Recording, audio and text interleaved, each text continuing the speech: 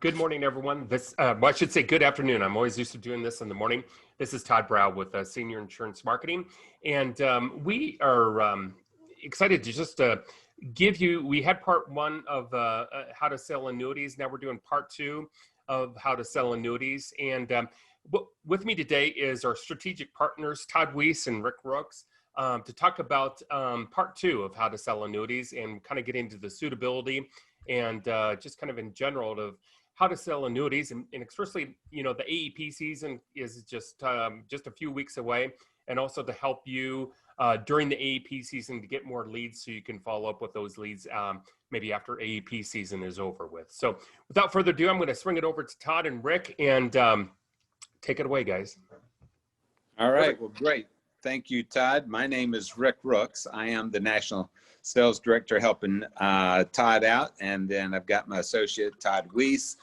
So anything annuities, we can help and assist with. And so we're so glad to be able to partner with Todd Brow, Mike Roth, and the entire team. So thank you for letting us be a part of this today. I'll jump in first. In a minute, you'll hear from Todd Wyss as he goes over some of the suitability, and he may chime in on some of these things as well. But one of the things we want to do, I know before we talked about some of the basics, the history of income, and so just as a quick reminder, all retirement accounts must become income. So two things I want you to remember when you're out there as a life insurance agent doing the annual enrollment period. Be a retirement income specialist as an introductory statement on every call, every appointment. So if you're on the phone call making a presentation, hi, I'm Rick. I'm the retirement income specialist in your area. I'm following up on the annual enrollment period, or the Med Advantage, or the Med Sup, or the final expense, or the pet insurance, or the pizza delivery. I'm Rick, the retirement income specialist, and I'm here to help you with your pizza.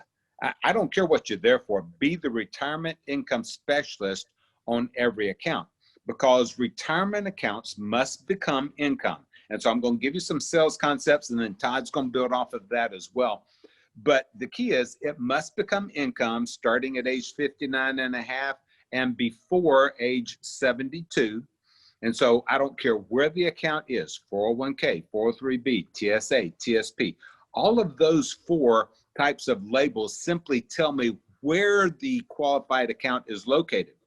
It's with a for-profit company. That's a 401k company. It's a not-for-profit company. That was a 403b.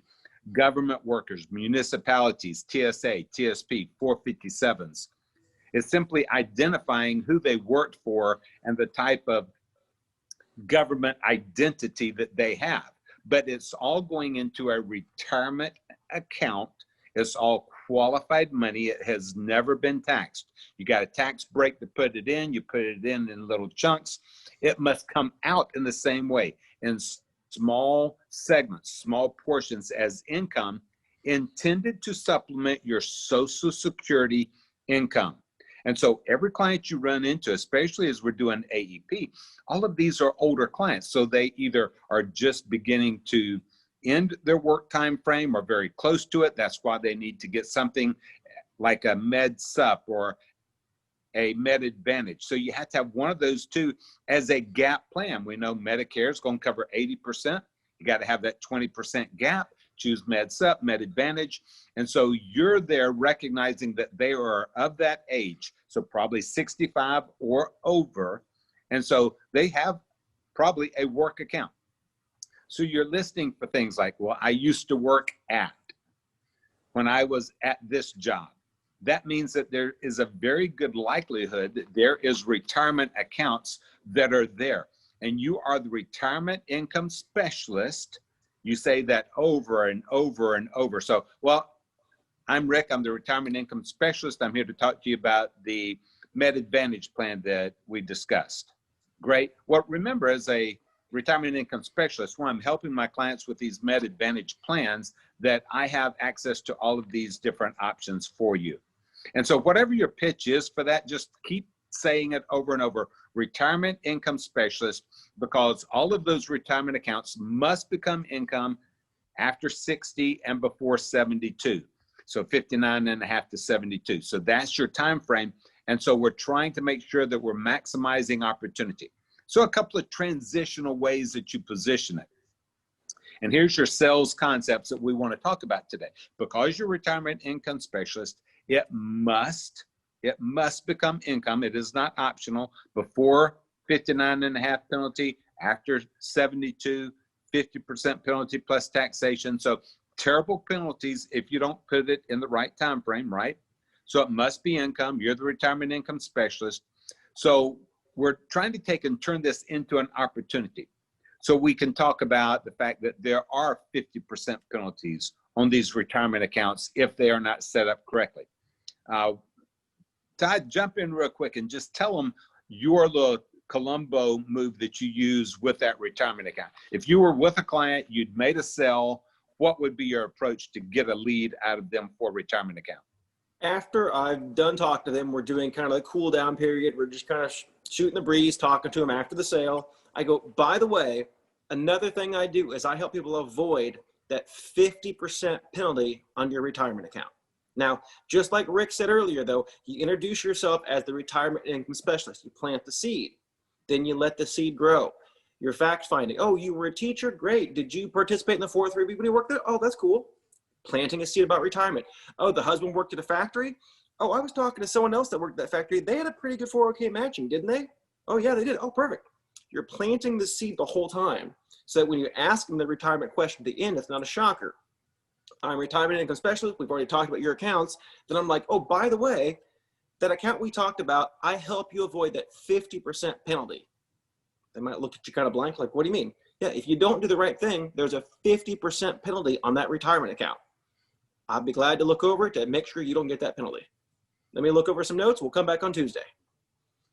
Perfect. And so what you're doing when you're doing that, you're simply opening up a door and you're not making a sale because you may not even know what to do with that account. If somebody says, oh man, I've got a retirement account. I don't want that penalty. Can you help me? Well, if you have a statement, I might be able to help with you. I'll get with my retirement income specialist team and you'll call Todd Brow or he'll have you reach out to me or Todd Wyss. And so we'll be available then to explain what we mean about that 50% penalty.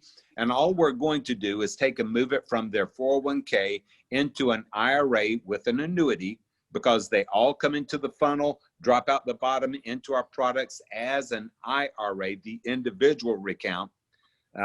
So whether it was a 401k, 403b, TSA, TSP, I don't care. When they come out the bottom, they all come out as an IRA. You could have one of all of them. TSA, TSP, SEP, Simple, 451 or 457, 401k, 403b. You can have several of those. Dump them all in. They fall out the bottom. Now they're consolidated into one IRA.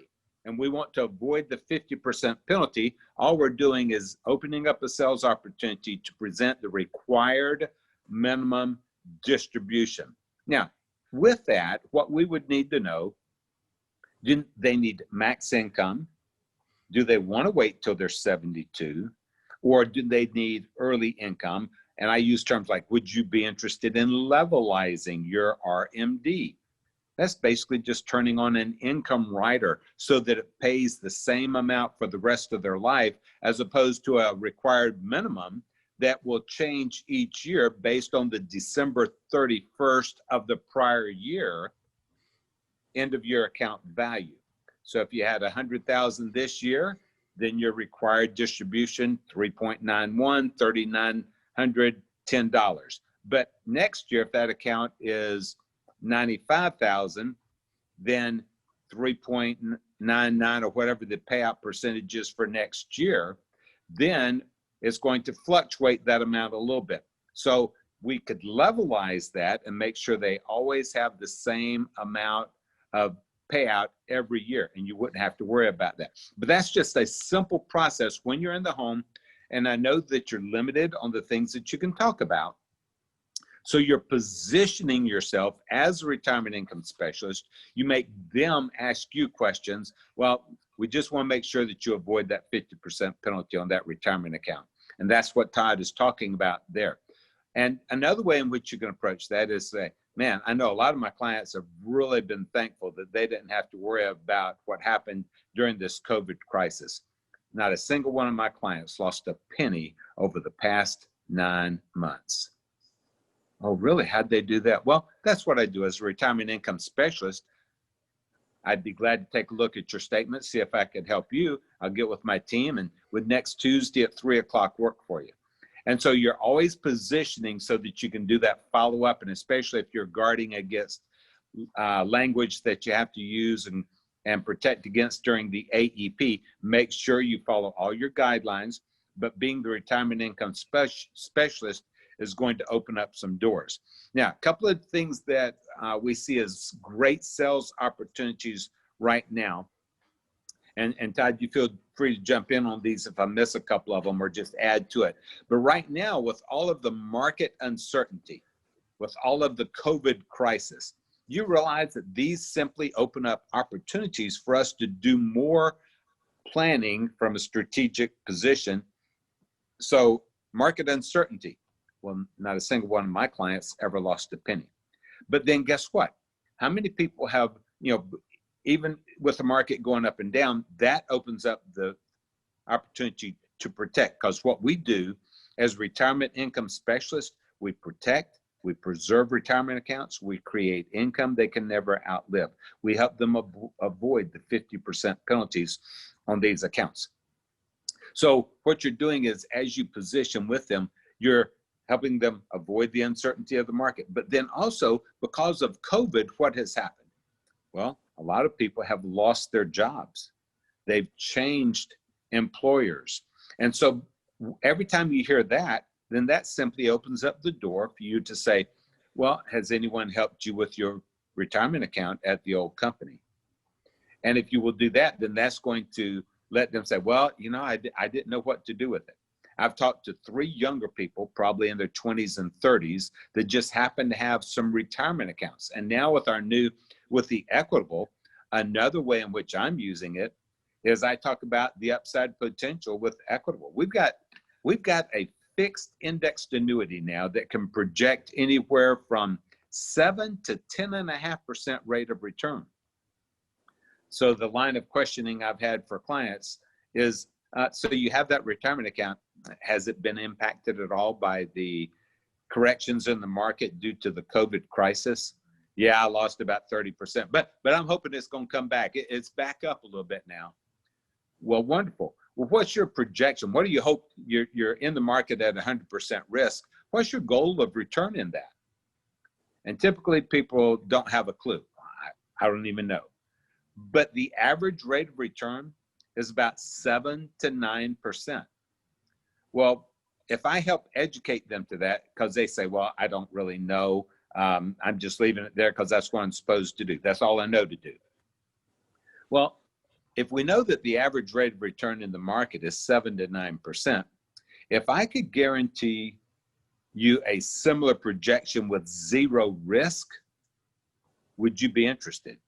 In other words, you're getting 7 to 9 based on market risk 100%. If I could project a 7 to 10% rate of return with 0 risk, would you be interested in taking a look at that? And I've had 3 of these younger clients say, really? Yeah, I'd like to see what that looks like. And I've moved some of these that are in their 30s into these accounts because I'm projecting as good as the market returns with 0 risk, 0 fees, and guaranteed lifetime income off of it as well if they want to use that down the road. Now, Rick, I want to step in here real quick.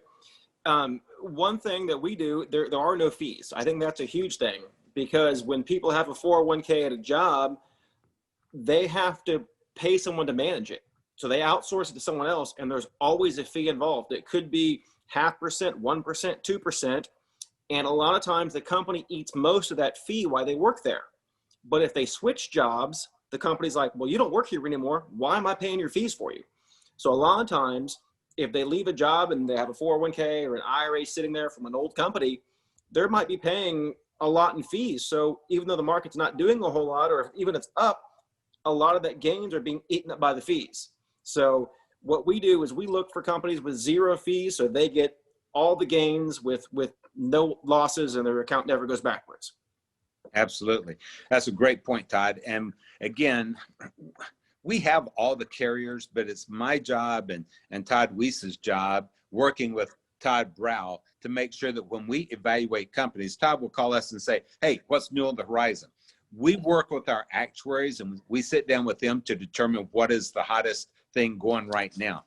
And the best product out there right now just happens to be the Equitable Life and Casualty product that's available in probably the majority of everyone's state that's listening today on this webinar.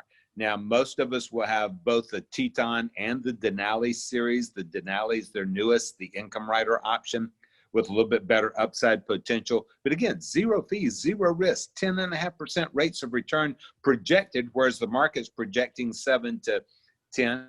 Then why not eliminate the fees, eliminate the risk, and then have that ability to grow it with a guaranteed income payout at a certain age down the road. So that's what we're trying to position with. All right. So I'm talking to people that have lost a job, and so they've got that 401k. Now, let me say this to you. If you're an insurance agent today, I don't know how long you've been in this market, but if you've been in this market for a month, you've been in this market for a year, 2 years, for 10 years, there's a chance that all of you had a 401k, 403b, TSA, 457 somewhere in a company that you worked at. That means that that 401k may still be sitting there with the original plan administrator, and you can write your own annuity on your account and get the full commission for it. So it's wonderful if you write your own annuity. Maybe it's only $10,000, $12,000. Great. Roll that over into the Equitable, get your commission, and then it's always, always, always easier to sell what you already own.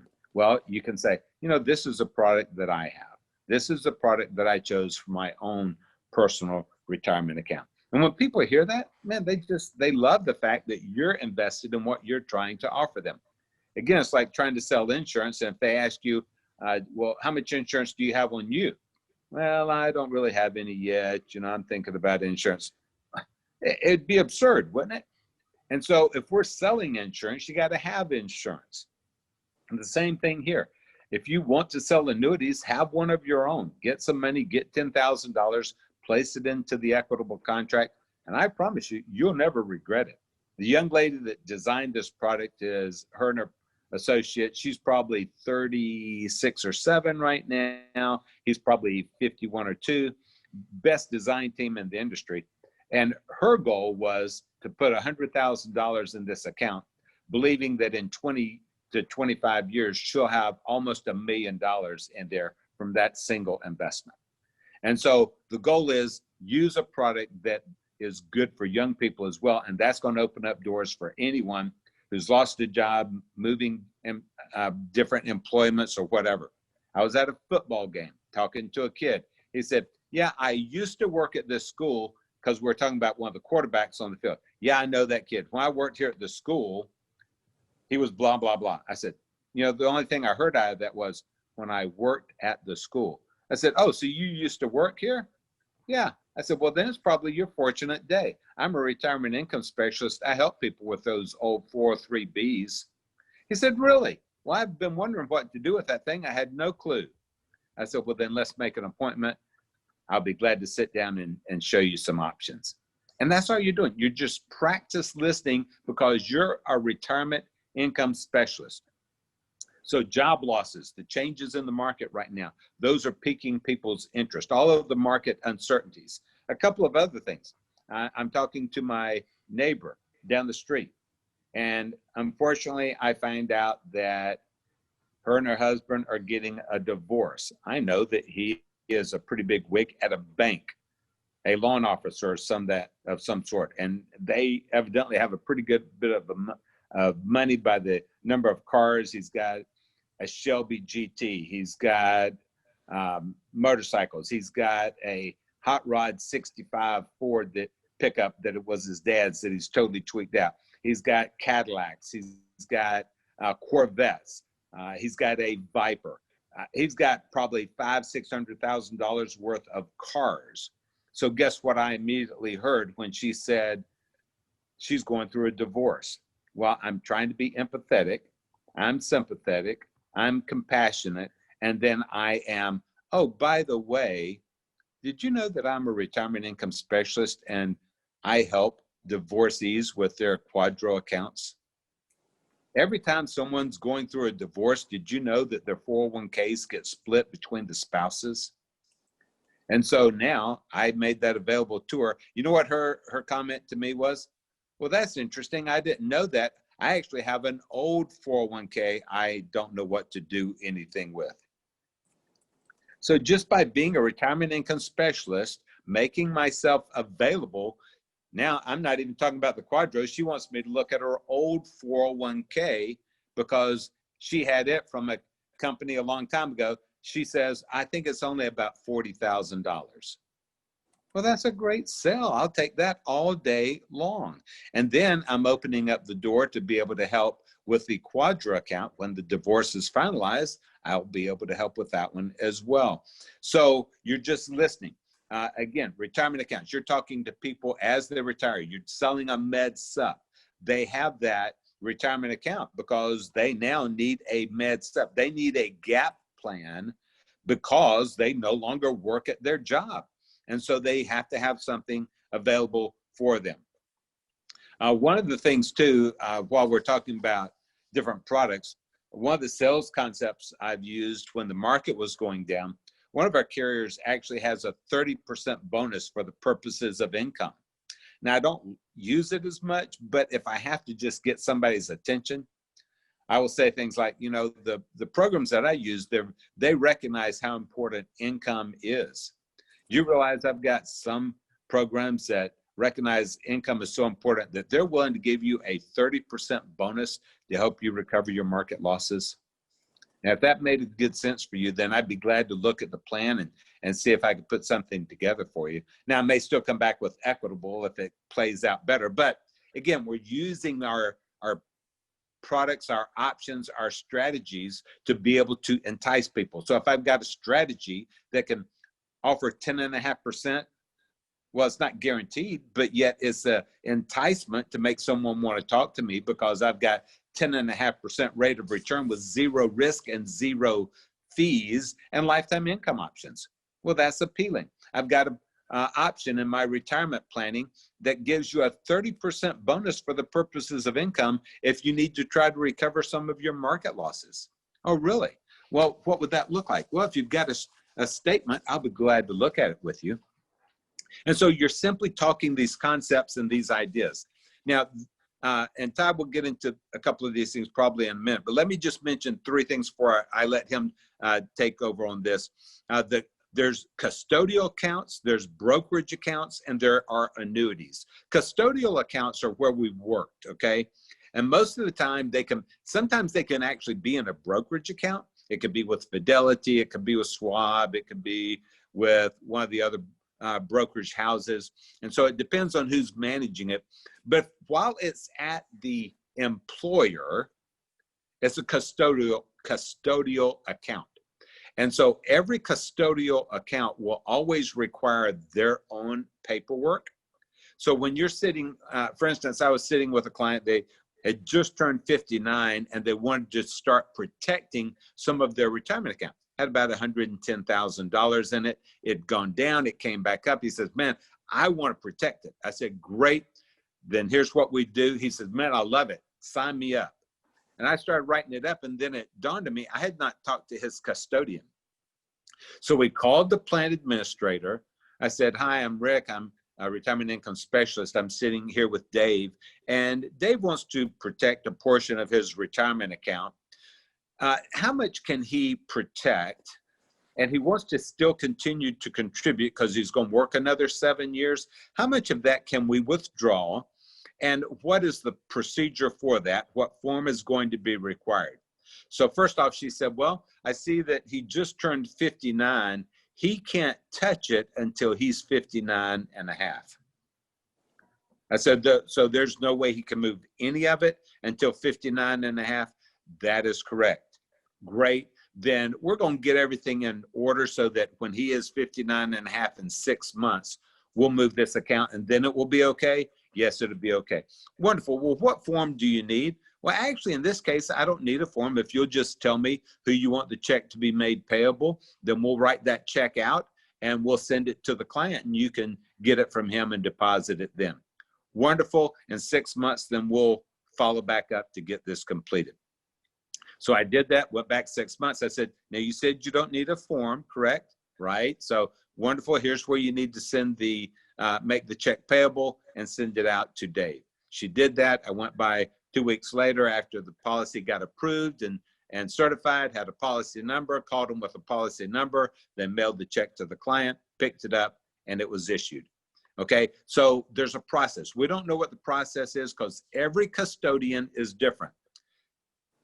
Todd, you had a couple. How did yours go when you called a couple of the plan administrators? So I've had 3 or 4 the last couple years. And the last one was for my mom. It was a small case, and she was a teacher for a 3B. So I called them up, and they're like, we mail a form to you. I'm like, can you email it? They're like, no, we have to mail you a form because it's got a special barcode on it. I'm like, okay. Then the form came to me, and some things were auto-filled, some things weren't. The first page just had like a bunch of random letters and numbers and stuff on it. And then the next page is like, what's her account number? And what's this? I'm like, I have no idea. I had to do a 3-way phone call with the custodian and go line by line saying, here's what mom wants to do. Walk me through this. This is my job. I know how to fill out forms. But they make those forms super confusing because if you miss one thing, they deny it. So I had to have them walk me through every single line. Then when I got done, I'm like, okay, let's review it one last time to make sure I didn't miss anything. Because if there's one thing not checked or one thing filled out the wrong way, they won't do it. So custodians don't want to get rid of the money, and I'm going to talk about that a little bit later on, but it's always good to do 3-way phone calls and have them walk you through it. Absolutely. Thanks, Todd. Yeah, I wanted them to hear different perspectives because every plan is different. Even though you may be working with Fidelity with 3 different clients, the plan administrator dictates the rules for that plan. And so each one of them could apply different standard of operating procedure to their account. So always call and make sure that the money can be moved. So like with the younger clients, especially, if they don't work there, that money is available. But if they still work there, even if they're vested, they may not be able to move that account. So you don't want to waste a lot of time right now pursuing something if you can't move the account on a younger client. So if they've left the employment, if they've been fired, if they lost that job, whatever it is, then those accounts are available. Typically, they always require their own form. And like Todd said, sometimes it has to be mailed. I always ask for it to be emailed. I ask if it can be faxed back. I ask, when I fax it back, how long will you take to turn the check around so that we know what to expect? Because we want a lot of the ownership and the problem to stay with a plan administrator. Now, we will have issues with our carriers from time to time. There can be issues with suitability and things like that that Todd will be reviewing for us. But the key is you want to make sure that we're not the bad guy, you're not the bad guy, the insurance company is not the bad guy. We always want the bad guy to be the person that's got the money. Now, one of the worst bad guys is going to be your broker. If they have taken that plan account, they've moved it now from the 401k to an IRA with Edward Jones, then what's going to happen? You submit an app, day 1, 24 hours, a letter is sent to Edward Jones to say, hey, this account is going to be moved. Now, it doesn't mean they're requesting it. They just have to alert them within 24 hours. They're going to send that letter out. It's going immediately to Edward Jones. Edward Jones is going to get a call saying, hey, Agent Bill, Jim's getting ready to move an account. So what happened is the broker will then call the client and say, hey, that's the stupidest thing in the world. What are you doing? You don't want to do that. The only reason why they're selling that is they make a ton of commission when they sell those things to you. Do you realize that they're going to tie your money up forever? You'll never be able to get that back out of there. And besides, I can do what they're trying to do. I can get you income. I can write you an annuity. And so what happens is you end up battling against the broker. So brokerage accounts, just remember, I always tell clients, wonderful, you have a broker, that's great. Because, hang on. Let's see if I'm back. Oh, good, okay. My phone rang and I couldn't stop it since I'm on my phone today. But the brokers, I say, great, you've got a broker. Well, wonderful. I'm not a broker. Here's what you need to know. Brokers don't do what I do. I don't do what a broker does. Brokers are paid to hoard money. They get it in management. It's called assets under management, AUM, and they're paid by AUM. And so if they keep more AUM, then they're going to be able to have more money in their paycheck every week. Okay, so they're not paid to distribute money, they're paid to hoard it. We don't get paid by the client for anything. The insurance company is going to pay us a finder's fee. So you move 100,000, guess what? It will always be 100,000. Market goes down by 30%, it's still 100,000. Do you pay me anything? Nope, because it's 100,000 in your account. The only thing that can change that is if it goes up, it'll be bigger and never can be less. The only thing that can make that different, if you take out a distribution. And so know that we are different from brokers. I don't do what they do. They hoard, collect, and they are dollar cost averaging. You put money in when it's up, you put money in when it's down, and in the end, it's dollar cost average. It's okay. That's what your goal was. You are building that account, and they're fine for that. But they are not the best for protecting, preserving, or creating income. That's my job.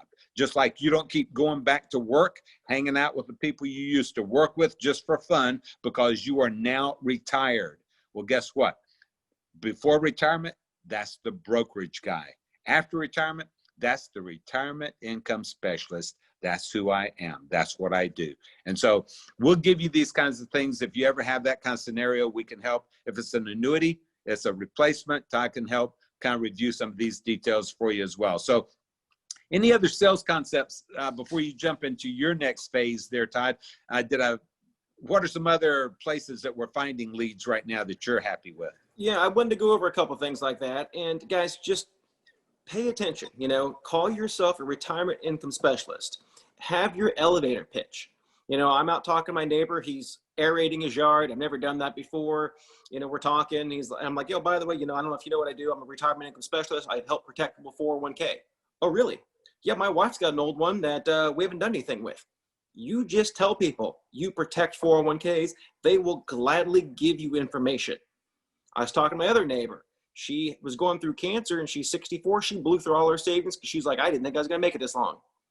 Now she's going to inherit about $100,000. She goes, I need something for retirement now. Can you protect it? I go, yes, I can.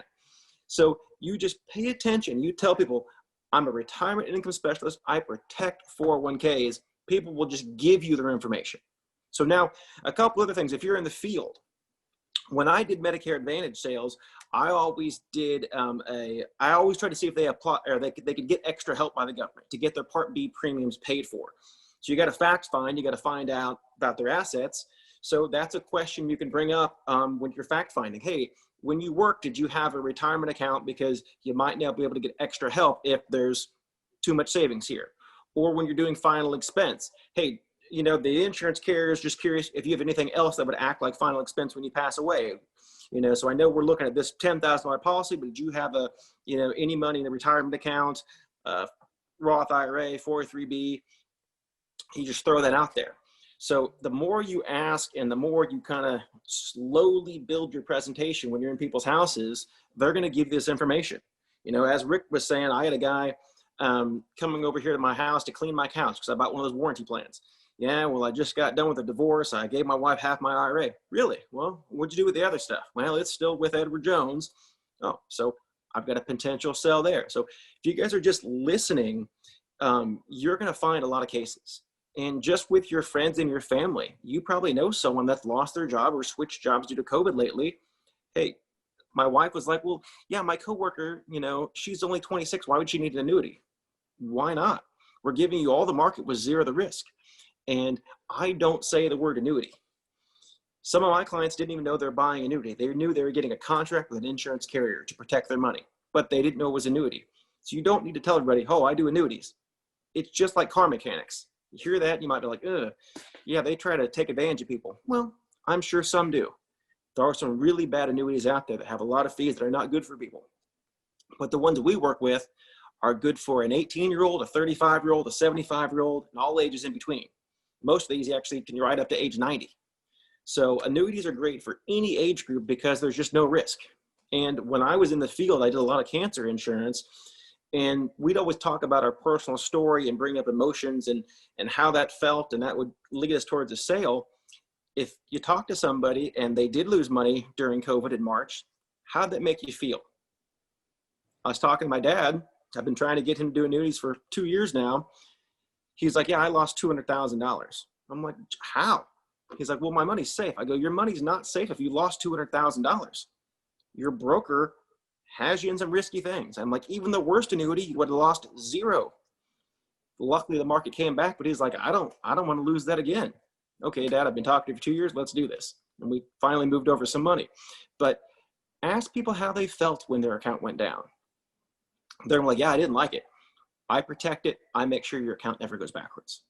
So those are some sales tips. So now that you're finding these cases, you're probably curious, well, what will the insurance company take and how does it work? So let me share my screen. Let me go over a thing we call suitability. Oh, Rick, can you make me the host again so I can share my screen? Yep, let me see if I can do that. I won't promise I can, but I'll give it a shot here. Let's see, we're gonna try. Make host. We'll see if I'm still on here afterwards. Perfect. I think. Got it. Thank you, sir. All right. Whoops, let me do this real quick here. Okay, so these are things that get hung up with agents and slows down the application process. The annuity sale is not like final expense or Medicare supplement that gets issued. You know, some of them can issue it right then over the phone, or it might take a day or two. The quickest annuity is going to probably be 2 weeks. You know, you're probably looking at 3 to 6 weeks as an average turnaround time for annuities. But if you have any of these problems here that I'm going to talk about, it could hang it up for a lot longer than that. So before you can sell, you got to make sure you've got your 4-hour NAIC suitability course done. Now, most states, you take it in your resident state and you never need to take it again. If you're in California, it's an 8-hour class. I believe you got to renew it every 4 years or something like that. So it's really easy to do. I like taking my classes on Web CE because it's just the easiest CE class out there. Been doing it for 15 years there. Success CE actually has some better training, but the website's not as easy to use. So I like Web CE. Now, if anyone here has ever sold final expense, you have to have your AML. So since annuities fall on the life side, they want to make sure people aren't laundering money through annuities. So you have to have your AML course. You have to have updated E&O. My E&O expires in October. So when I renew it, I have to take it and send it to the carriers because, you know, maybe say if I renew it, but I don't send it to them and I write an app, they're going to like, oh, your E&O is expired. We can't issue this. Then they're going to send it to me and I might not see the email. It's going to hold some things up.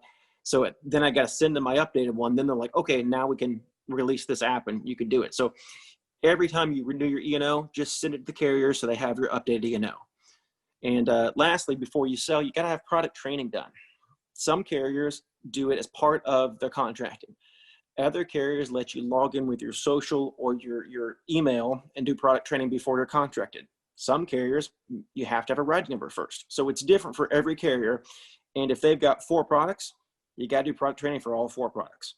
Now, Equitable is our favorite one. It's part of contracting. You download a slideshow, you sign a sheet of paper, you upload it, and you're done. So it's super easy. So now let's get into the actual sale of an annuity. When you're in the home, you have to uncover all of the client's assets. It'll make sense here in a second, but you need to know how much cash they have. Do they have money under their mattress? I literally had an email earlier about someone that literally had $10,000 that they were trying to hide from the IRS. So they didn't want to put it into something because they didn't want to get flagged down because of Medicaid and Medicare. But if you're going to do annuity, you got to find out every penny they have. So do they have money in a tin can in the backyard? What about retirement accounts? You know, do you have a Roth or do you have a 401k, 403b? You know, do you have one for an old job 20 years ago? And while you're doing this, it's the whole house. So if you're talking to the wife, You got to find out what the husband has also, and vice versa. You know, do they have CDs that they're just trying to save for their kids or their grandkids? Do they have gold? Do they have other things that can be easily converted into cash? You need to find the client's total net worth. You need to know every single penny. What are they making every single month on Social Security? If they're still working, how much do they make on their job? How much are their expenses? What are they paying bills? You've got to know every single penny that the client has. Now, if you're dealing with someone that's got $10 million, well, maybe you don't need to know everything if they're only going to put 50 grand into the annuity. But for the most part, you want to know every single penny the client has. And why is that? It's because the insurance company says you can't take all the client's money. That's suitability in a nutshell. You got to make sure that the client's got money in case there's an emergency. The state and federal guidelines don't want you getting paid commission as an agent, locking up their money, and then emergency happens and they got to break that contract and you don't get charged back, but the client loses, 10 or 12% of their portfolio because they had to withdraw this money. So they want to make sure that the client always has enough cash for major things going on. So if a client's under 65, you can take 75% of their liquid assets. If they're over 65, you can take 50%. So how do you actually figure these numbers? Well, pretty simple. Let's pretend that you meet somebody that's 40 and they want to move $100,000 into an annuity. Well, you just take that 100,000 and you divide it by 0.75. So that means you got to show that the client's got $133,333 of liquid net worth or net worth in general to move over 100. Now, if you fill out the app and it's exactly 133,000, that might be kind of iffy. So, err on the side it's higher. Now, if someone's over 65, you have your $100,000, you can times it by 2, but I like dividing to make sure it's the same formula. Divided by 0.5, you just got to show they got 200K. Now, do another little example here. Let's say the client's got 313,000. Different number, a little bit harder. Divide that by 0.75. You got to show the client's got 417K. That way you can move 313. So I'm teaching you guys this so you can uncover the assets so because maybe you have a custodian and they said, yeah, we can close out over the phone. Well, you're trying to move 100,000 and they've only got 15,000 outside of that. Hold on. They've only got 15,000 outside of that. Well, you can't close it out of the phone. It's going to cause a bunch of hassles. So at least this way, you guys can understand what the insurance company will take. So I had an agent the other day that was mad that, client tried to move 150. He's like, well, these clients, they don't have another $150,000. Well, you can't take all their money. That's a federal thing. It's not the insurance carrier. These are general guidelines for all carriers. Other things to consider is the insurance companies want the client to have 6 months cash to cover bills. And they want them to have $20,000 of liquid assets. Now, let's pretend a client's got $5,000 a month in bills. Well, 6 times 5 is 30. Well, that way you have to show $30,000 of liquid assets. So you got to have enough cash to cover your bills, because if they lost their job or if something crazy happens, the government just says, hey, they got to have this much cash. In addition to that, they want a monthly income of $1,500. I quoted one the other day. An agent was like, hey, this is for a dual eligible client of mine. She's on Medicaid. She's got, it was like 18,000, something small, but she made $755 a month. I'm like, this might not pass suitability because she doesn't make enough. I go, just make sure she's got 6 months cash to cover her bills. And then you can take, 50% of whatever's left over. So if she's got 30, you can move 15. She's got 20, you can probably only move about 10 of it. So it just federal guidelines here. In addition, they want to make sure that people's expenses are reasonable. You can't put that they've got 0 monthly expenses. Well, they've got a cell phone, they've got taxes, they've got rent, they've got groceries. The insurance company usually wants to see about $750 at least of expenses. I had one a couple months ago that it was an insurance agent. Her parents actually lived at their house and they paid them as their babysitter. They're like, my mom's got 0 expenses. I'm like, you got to put something down. Does your mom buy groceries? Well, yeah, well, that's an expense. Does she have a cell phone? Yeah, well, that's an expense. And if the expenses are low, I'm like, let's write a letter to the insurance carrier saying that they live with you These are their only expenses, because it was only really a couple $100 once we added up. But I'm like, you can't say they got zero expenses. You got to show something, because the insurance carriers, the state approved them, and the state says, here's what you got to do. If you abide by these rules, we'll let you sell annuities. So they've got to follow these guidelines. And if they don't, they can get fined. They can lose their license. So if the state comes down on them and says, hey, why'd you do this? Well, here's a letter that the client signed and the agent signed of why they think this is suitable and why it's good for them. Then the state looks at it and goes, okay, you're fine. We're not going to find you then. That everything's good. Continue your business. So the insurance companies have to look after themselves. So we got to make sure that everything's legit here. So now, what if you come across someone that already has an annuity? You can't replace your own policy in 24 to 36 months. The state and federal, they don't want you churning business. They don't want you over here going, buy this, pay me a good commission. A couple years later, oh, buy this one. Yeah, I know you're going to lose some money, but it's better for me, so buy this other one. Oh, wait, a couple more years later, here, that's not good anymore. Buy this one here. They don't want you making a lot of money and making the client worse off. I have an agent that I told him I don't want to contract him because that's all he wanted to do. He wanted to replace his own business. I'm like, well, why did you sell this client 3 years ago this policy? Leave him there. Don't churn them. Go find, there's plenty of other people out there. Go make other sales. Don't keep on writing your own business, because I don't want to be responsible for you. So we didn't contract him because I didn't think he was a good agent. All he wanted to do is put money in his pocket and not do the best thing for his client. So the next thing is, if they have an annuity, the policy has to be better for the client. We had an agent that had a variable annuity with an income rider, and the client had it for like 15 years or 20 years, really long time. And the new company said, hey, we ran every scenario, whether they turn on income in 30 days from now, or if they turn on income 10 years from now, there's no scenario that our income is better than what they already have. So the application got declined because it was not better for the client. So we always want to put our clients first. I think if we put our clients first, they're going to give us referrals and we'll make more money in the long run. So it always has to be better for the client. Then this last thing here, it says unreasonable surrender charge. I looked at 3 or 4 different companies and they all had the same thing. They don't tell you what percentage it is. They just said unreasonable. So based on my history, I feel that if a surrender charge is under 5%, that should be okay. Anything over 5 could be iffy. Anything over 10 is a definitely decline. But 5, 6, 7, if it's good or it's better for the client, insurance companies will consider that. So you can't be unreasonable surrender charges. Now, how the process works. So if you guys uncover the money, call Todd Brow up, Mike Roth, call the team up. They've got their annuity team that can help you out. And then he might call us up. We can search through all the companies. We'll email you the illustration. We can even do a quick Zoom call like this to walk you through how to sell it. And we can even scrub your apps, because I was driving 1 to 2 hours one way to go meet clients. And maybe you missed a signature, or you missed a check mark on one of the boxes on question number 4 or something like that. So if we can catch those things first, that saves you the time of driving back to your client, having them initial something, and then driving home. So we can try to catch all that for you if you guys like. Now, this is one of the hardest things right here about it.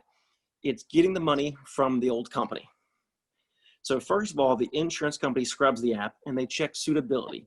They check to make sure you've taken your AML, all your information. Then they check to make sure that the application passes suitability. They don't send transfer forms until suitability is 100% completed and done. I had an agent one time, he was mad. He's like, well, why hasn't this company sent the forms yet? I'm like, yeah, missed a signature on page 4. I've told you to sign this and go date this with a client for a month now, and you never fixed it. So they can't send the transfer forms until the app is 100% correct. Then he got it, they transferred the form, everything was good. So everything's got to be good. And the reason why everything's got to be done first is because the company that holds the money now might say, well, how do I know the client's approved? The insurance company says, they're already pre-approved, they're policy 1, 2, 3, 4, 5. Okay, now we'll close out this account and we'll write it to Equitable because we know they're going to take it. So the app has to be approved before they send the transfer forms.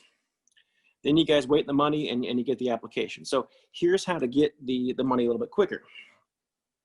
As Rick and I have talked about already, custodians don't take transfer forms. I've had to call them up.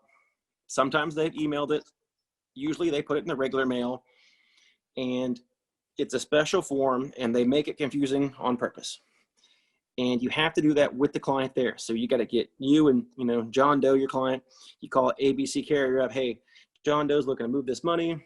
Do you take another company's forms? Oh, you don't? Great. Can you mail their form? Can you fax the form? Then they mail it.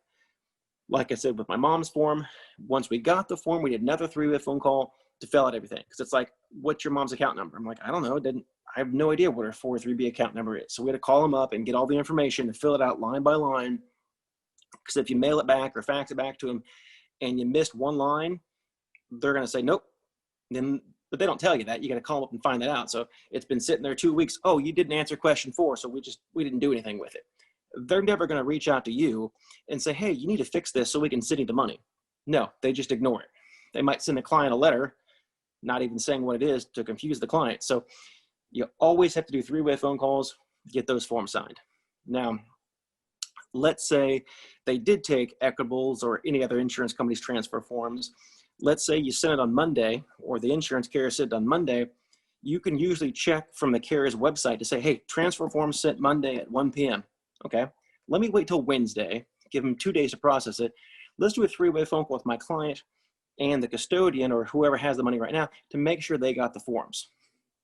What we're trying to do here is let the client know that you did everything right. Let the client know that they're already accepted with the other company. We want to make sure the client is mad at whoever holds the money, not you. So you're like, hey, Mr. Smith, everything's good. You're already approved. We got a policy number for you. We're just waiting on XYZ company to send the transfer forms. You do a 3-way phone call with them. They're like, oh, we never got the forms. Well, it says right here that John Doe signed for it at your company at 9:32 a.m. on Monday. Well, he doesn't work here. Well, is this the correct address? Well, yeah. Let's send the forms again. Magically, that second time you send it, they always get it. I've faxed things before with a fax confirmation. Nope, we never got it. Really? You didn't get it? I think you did. I just don't think you want to transfer the money out. So usually you got to send those transfer forms 2 times. Lastly, you can call and close out a few things over the phone. Do not recommend this for new agents. If you know for 100% that policy is going to pass suitability, you can close it over the phone. But if you're iffy about it, you're not sure, we don't want to create a taxable event. So we don't want that money transferred to the insurance company if they can't take it all. If they only take 75% of it, well, now what do you do with the other 25%? It's a hassle. So you only want to call and close it over the phone if you're 100% sure that's going to pass suitability. Now, I had 2 or 3 of the last couple of years that the carrier's like, yeah, for $25, we'll overnight the check to the client. Done. So it was written to Equitable for the benefit of Randy. So it's written to the insurance carrier and FBO for the benefit of the client's name. So it's not a taxable event. So that's a way to get policies, get the money transferred, and we can help you out with that. But that's usually what the clients are worried about. They're like, oh man, what's going on? Why is my money being transferred? Hey, everything's good on your end. The insurance carrier's already approved you. It's your old company, it's your old broker, it's your old this that's not releasing the funds. You want them mad at them, not mad at you. So that's it on my end. I'm going to turn this off here and go back to this to see if Todd or anyone else has any questions. So I think that's about it right now. Todd, any other thing you want us to go over, or no, do some Q&As right now? Yeah, if anyone has any questions, put it in the Q&A box. Also, a couple of other ways for individuals to transfer their money. Sometimes some of the plan documents will allow a current employee to do an in-service withdrawal. So that's another way for you to pull the money out and put it into a retirement income product. And also, I have read and also starting to see some of the companies where the employees have worked in the past, starting to, I know of like 3 already that have got a letter from that the company plan administrator to basically buy out their pension and give them options what to do. So that's another opportunity to be there when the money's moving, so to speak. So if anyone has any questions, please put it in the Q&A here. Always give us a call here at Senior Insurance Marketing, 877-800-3080. Also, you can go onto our website at simkt.com. We have all of our current annuity rates and descriptions about the different annuities on there. So feel free to go to that 24/7. It's available for you.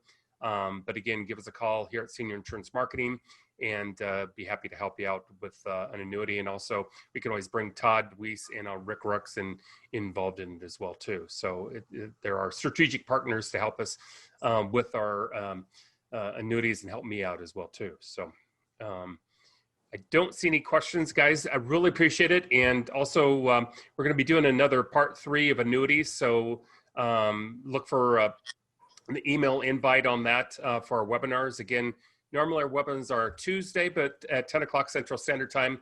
But also, we're kind of doing some on Thursdays at 1 o'clock Central Standard Time as well too. So give us a call here at Senior Insurance Marketing. We're here to help you grow your business. And Todd and Rick, thanks for your time today. Very valuable information. And it's just a way for you to grow your business and make more money. So again, thanks, Todd and Rick. I appreciate it. Thank you. Awesome. Glad to be a part. Thanks for your time. Take care.